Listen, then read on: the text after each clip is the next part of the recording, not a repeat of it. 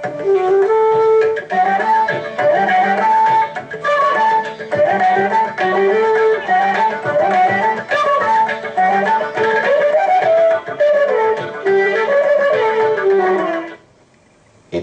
पुराणाभ्याम वेदम समुपब्रह्मयेत बिभेत्यल्पश्रुताद् वेदः मामयं प्रतरिष्यति. இந்த ஸ்லோகம் இதிகாசங்களும் புராணங்களும் வேதங்களுக்கு உதவி அதன் பொருளுக்கு வலிமை சேர்க்க வந்தவை. இதிகாச புராணங்களை கற்றோமானால் வேதத்தின் பொருள் விளக்கத்தை பெறலாம். ஆகையால் தான் வேதவியாசர் பாகவத புராணத்தில் 10வது ஸ்கந்தத்தில் 87வது அத்தியாயம் முழுமையும் வேதத்தை விளக்குவதற்காகவே வைத்தார். அதான் ஸ்ருதி கீதைன்னு பெருமை பெற்றது. அதை நாம் விளக்கமாக அனுபவிக்க பெற்றோம். இந்த ஸ்ருதி கீதை யாரால் ஆருக்கு உபதேசிக்கப்படுகிறதுங்கிறதை சில நாட்கள் முன்னதாக பார்த்தோம். பிரம்மாவனுடைய மானச புத்திரரான சனந்தனர் சித்தர்கள் பலருக்கு உபதேசித்தார். அவ்வுபதேசத்தையே நாராயண ரிஷி நாரதருக்கு உபதேசித்தார். அந்த விஷயத்தை தான் நாம் இப்ப பார்த்து முடித்தோம். அதே அத்தியாயத்தினுடைய கடைசி சில ஸ்லோகங்களோட முடிவுறுத்துவோம். இத்தேதது பிரம்மண புத்திராக ஆஸ்ருத்ய ஆத்மானுசாசனம் சனந்தனம் அதானர்ச்சு சித்தா ஞாத்வாத்மனோ கதிம். இப்படியாய் சனந்தனாலே உபதேசிக்கப்பட்டு சித்தர்கள் எல்லாம் ஆத்ம வித்யை பரமாத்ம வித்யை ஆகியவற்றை கற்றார்கள். நாராயண ரிஷி நாரதரை பார்த்து கூறுகிறார், தொம் சைத்தது பிரம்மதாயாத ஸ்ரத்தையாத்மானுசாசனம் தாரயன்ஸ்சரதாம் காமம் காமானாம் பர்ஜனம் நிருணாம். ஹே நாரதரே, நீர் நாராயண நாமத்தை சொல்லி சொல்லி உலகத்தையே புனிதமாக்கி கொண்டு வருகிறீர். உம்மோட உயர்ந்த அர்த்தத்தை பேசும் வாய்ப்பு நமக்கு கிட்டித்து இத மேலும் பலருக்கு நீர் உபதேசிக்கலாம் என்று நாராயண ரிஷி கூறினார். நாரதர் அவரை வணங்கி முதலில் உபதேசித்த சனந்தனரையும் வணங்கி அங்கிருந்து புறப்பட்டு வியாசரிடத்தில் பல விஷயங்களை கேட்டுக் கொள்வதற்காக அவர் இருந்த இடத்தே வருகிறார். இத்தியாத்யம் ரிஷி மானத்ய தச்சிஷ்யாஞ்ச மகாத்மனः ததः அகாத் ஆசிரமம் சாட்சாத் பித்ருத்வைபாயனஸ்ய மே. இது சுகரே சொல்ற ஸ்லோகம். என்னுடைய தந்தையான வேதவியாசரை வணங்குவதற்காக நாரதர் அவரிடத்தில் வந்தார். இத்தேதத்து வர்ணிதம் ராஜன் என்ன பிரஷ்னஹா கிருதஸ்த்வயா யதா பிரம்மண்ய நிர்திஷ்யே நிர்குணேபி மனశ్చரேத்.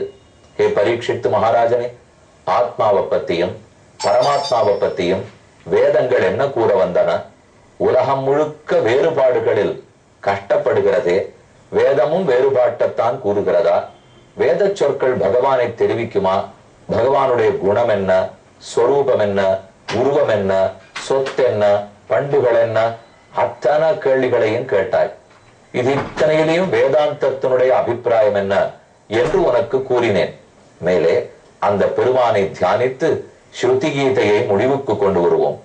யோஸ்யோத்பிரேக்ஷக ஆதிமத்திய நிதனே யஹ அவ்யக்த ஜீவேஸ்வரஹ யஹ சிருஷ்ட வேதம் அனுப்பிரவிஷ்ய ரிஷினா சக்ரே புரசாஸ்திதாக யம் சம்பத்ய ஜஹாத்யஜா மனுஷயி சுப்த குலாயம் யதா தம் கைவல்ய நிரஸ்த யோனி பவயம் தியாயே அஜஸ்ரம் ஹரி. ஹரியான பெருமானை தியானிப்போம்.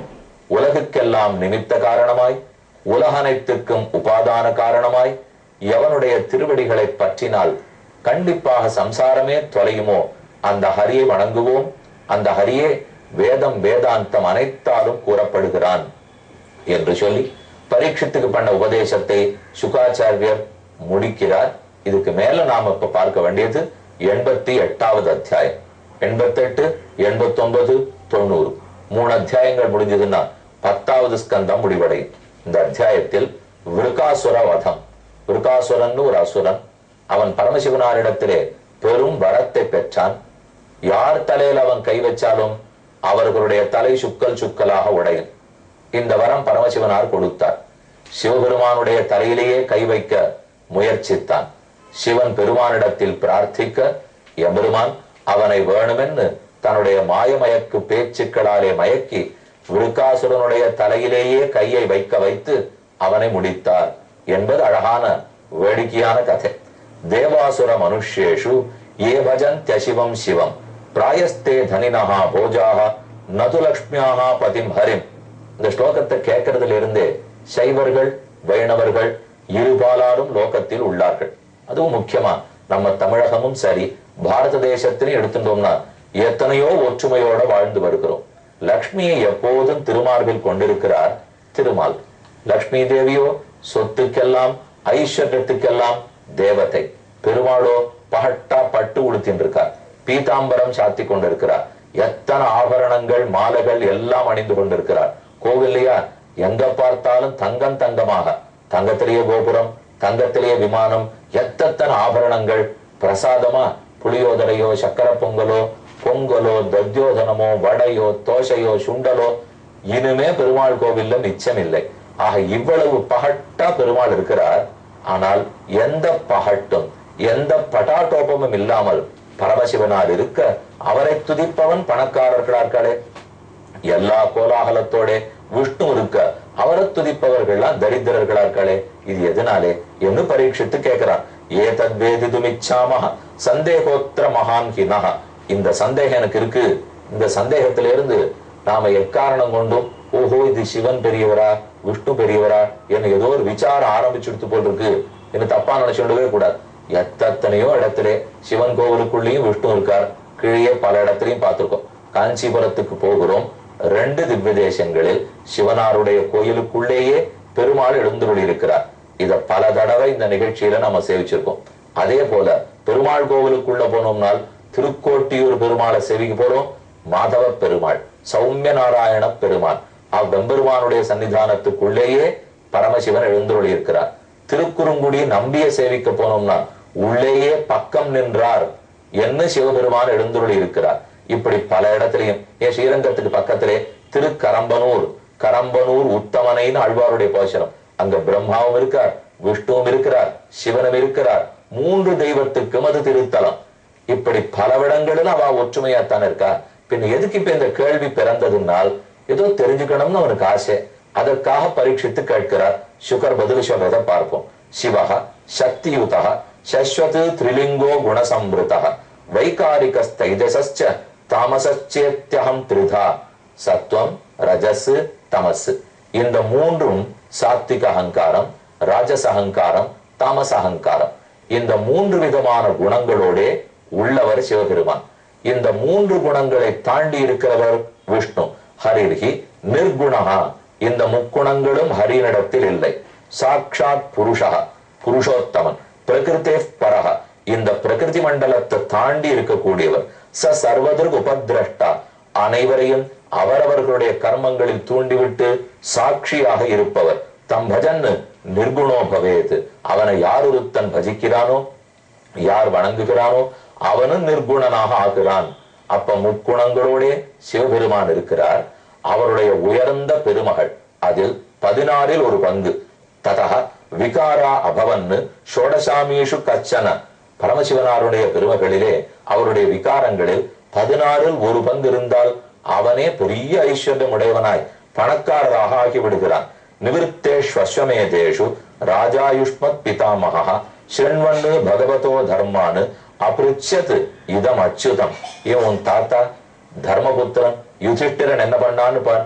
எவ்வளவோ பெரிய அரசனாக இருந்தாலும் கண்ணனை வேண்டினான். கடைசியில் அனைத்திலும் வைராக்கியம் ஏற்பட்டு உயர்ந்த பதவியே அடைந்தான்னு கேள்விப்படுறோம் இல்லையோ.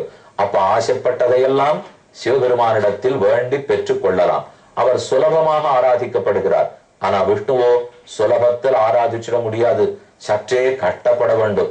மேலும் இந்த லோகத்து இன்பத்தை கொடுப்பதை காட்டிலும் மீளாத இன்பமான உயர்ந்த இன்பமான வைகுந்தத்தை முக்தியை விஷ்ணு அளிப்பதில் வல்லவர் என்ன இங்கு கூறப்பட்டிருக்கு. ஆக ச ஆக பகவான் தஸ்மை பிரீதஹா சுஷ்ரூஷவே பிரபு நிருணாம். பரமசிவனாரோ பிரம்மாவோ சுலபத்தில் தாங்கள் அடியார்கள் பிரார்த்தித்ததை கொடுத்துடுறார். கஷ்டப்பட்டு ஆராதிக்க வேண்டாம். ஆனா பெருமான் கண்ணனோ வெகு நாள் கழித்து பரீட்சித்து பரீட்சித்து டெஸ்ட் வச்சு தான் கொடுப்பார். சுலபத்துல பகவான் கொடுத்துட மாட்டார். இந்த விஷயத்துல கண்ணனே சொல்லியிருக்கிற வார்த்தையாம், யஸ்யாஹம் அனுகிரஹாமி ஹரிஷ்யே தத்தனம் சனைஹி ததோதனம் தெஜந்தியஸ்ய ஸ்வஜனா துக்க துக்கிதம். யார் ஒருத்தருக்கு நான் அருள் புரிய வேணும் என்று விருப்பம் கொள்ளுகிறேனோ பகவான் அர்ஜுனனுக்கும் மற்ற பக்தர்களுக்கும் சொல்றார், யாரான ஒருத்தரை அனுகிரகிக்கணும்னு நான் சங்கல்பம் பண்ணிட்டேன்னா அவனுடைய பணத்தை முதல்ல பிடுங்கி விடுறேன். அவனுடைய சொத்துக்காரனாகவோ அவனை பணக்காரனாகவோ வைக்கிறது இல்லை. ஏனெனில் பணம் இருக்க கண்ணனை நினைக்க மாட்டோம். அந்த பணம் போயிடுத்துன்னா அப்ப வைராக்கியம் வளரும், உலக இன்பத்தில் பற்று நீங்கும். அதுதான் பகவானுக்கு முதல்ல வேணும். அவரை சொத்தா ஏத்துக்கணும்னு அவர் ஆசைப்படுறாரே தவிர மற்றவத்தை நாம் சொத்தாக ஏற்றுக்கொள்வதில் பகவானுக்கு விருப்பம் இல்லை. சயதா விததோத்யோக நிர்விண்ணஸ்யா தனேஹயா. தனத்தை திரும்ப திரும்ப கிடைக்கணும்னு முயற்சி பண்ணுவான். நான் அதை விட மாட்டேன், பலிக்க விட மாட்டேன். அப்ப அவன் வெறுத்து போவான். அப்பதான் சம்சாரத்துல வெறுப்பு வந்து என்னையே அடைவதற்கு முயற்சிப்பான். காங்ஷந்த கர்மணாம் சித்திம் யஜந்தைக தேவதாக க்ஷிப்ரம் கி மானுஷே லோகே சித்திர் பவதி கர்மஜா. கண்ணன் கீதையில சொல்றார், சிவனை சுலபமா ஆராதிக்கலாம், பிரம்மாவை சுலபமா ஆராதிக்கலாம். அர்ஜுனா என்ன சுலபத்துல ஆராதிச்சிட முடியாது. என்னை பூசிப்பது கஷ்டம்தான். ஆனா யார் ஒருத்தன் என்னை விரும்பி என்னை பூசிக்கிறானோ அவனுக்கு நான் ரொம்ப சுலபமா இருக்கேன். கண்ணன் சொன்னதை பரீட்சித்துக்கு சுகர் உரைத்தார். இந்த இடத்தில் ஒரு வேடிக்கையான கதை சொல்றார். சத்யா சாப பிரசங்கோத்ய சிவோ பிரம்மாலயாச்சுதா. ஒரு முறை விருத்தங்கிற அசுரன் சகுனி என்பவனுடைய பிள்ளை விருகோ நாமாசுர புத்திரா சகுனே பதி நாரதம் திருஷ்டுவா அசுதோஷம் பப்ரச்ச தேவேஷு த்ரிஷு துர்மதி. 3 தேவதைகளுக்குள்ளே யாரை அண்டினால் சுலபமாக பயன் கிடைக்கும், சட்டென்று யாருக்கு திருப்தி ஏற்படும்? விருகாசுரன் கேட்டார். நாரதர் சொல்லிட்டார், பரமசிவனாரை குறித்து தியானம் பண்ணு, உனக்கு வேண்டியதை கொடுப்பார். பரமசிவனாரை குறித்து தியானம் பண்ணினான். மிகுந்த கோரமான தபசு. தன்னுடைய சதை மாம்சத்தை அறுத்தறுத்து ஹோமத்தில் இட்டு 6 நாட்கள் தவம் புரிந்தான். சிவபெருமான் காட்சி அளிக்கல. 7வது நாள் தன்னுடைய தலையே அறுத்து ஹோமம் பண்ண போக சிவனுக்கு பிரீத்தி ஏற்பட்டு வந்தவனை தடுத்தார், கைப்பிடித்தார். கைப்பட்டவுடன் உடம்பத்தனையும் சரியாப்படுத்து, உனக்கு என்ன வேணும் என்று சிவன் கேட்டார். எஸ்ய கரம் சீஷ்ணி தாஸ்யே சப் நியதாமிதி. நான் யார் தலையில கைய வைப்பேனோ அவர்கள் அழிஞ்சு கொள்ளணும், அவர்கள் இறந்துடணும். சரின்னு சிவனும் கொடுத்துட்டார். பாம்புக்கு பாலை வார்க்கிறோம்னு அவருக்கு தெரிஞ்சது, ஆனாலும் கொடுத்தார். கடைசியில் விருக்காசுரன் சிவனுடைய தலையிலேயே கைய வைக்க வேணும் என்று துரத்தி கொண்டு வர சிவபெருமான் நேர விஷ்ணுவனிடத்தில் வந்தார். பெருமான் வைகுண்டத்தில் எழுந்தருளி இருந்தவர் சடக்கென ஒரு பிரம்மச்சாரி உருவத்தை எடுத்திருந்தார். ததோ வைகுண்டம் அகமது பாஸ்வரம் தமசப்பரம் யத்ர நாராயண சாட்சாத் ஞாசினாம் பரமாகதி சாந்தானாம் நெசதண்டானாம் யதோ நாவர்த்ததே கதா. பிரம்மச்சாரி வேஷத்துல வந்து, விருக்காசுரனே எங்க வேகமா ஓடுறாய், சற்றே ஓய்விடு, ரொம்ப நேரமா ஓடி வந்திருக்காய் போல் இருக்கு, என்ன ஆசைப்பட்டு இப்படி ஓடி வருகிறாய்னு சொல்லு. அப்ப விருக்காசுரன் சொல்றார், ஏவம் சேத்தரிகி தத்வாக்கியம் நவயம் ஸ்ரத்த தீமகி. நான் பரமசிவனாரிடத்துல வரம் பெற்றேன், பரீட்சிக்கணுங்கிறதுக்காக அவர் தலையில கைய வைக்க போனேன், ஆனா அவர் வைக்க விட மறுக்கிறார். பகவான் சொல்றார், சிவன் கொடுத்த வாக்கியத்துல எனக்கு நம்பிக்கையே இல்லை, அவர் வரம் பொய்யா மெய்யா எனக்கு தெரியல, அதனால அவரை விட்டுடுவோம், நம்ம வேற எப்படியான பரீட்சை பண்ணி பார்த்தாகணும். இந்த கைய உன் தலையில வை, அது சரியா இருக்கு, அப்ப சிவன் உண்மை பேசினார்னு அர்த்தம். உனக்கு ஒண்ணுமே ஆகலன்னு வச்சுக்கோ, அப்ப சிவன் பொய் சொல்லியிருக்கார், பொய் சொன்னவரை நன்னா தண்டிச்சுடுவோம் என்று தன்னுடைய அழகான முகத்தோட பகவான் பேச, அதை கண்டு ஏமாந்து போய் தன் தலையில கைய வைக்க, அப்போதே விருக்காசுரன் அழிந்து போனான் என்ன சரித்திரம். இந்த சரித்திரத்தை யார் கேட்டாலும் கிரித்திர மோக்ஷம் கதையேன் சுருணோதிவா விமுச்சதே சம்ஸ்ருதிபிஸ்ததாரிபி. விரோதிகள் எல்லாம் தொலைவார்கள், சம்சாரம் என்னும் விரோதியே தொலைந்து போகும். உயர்ந்த கதையை கேட்டோம், மேலும் பார்ப்போம்.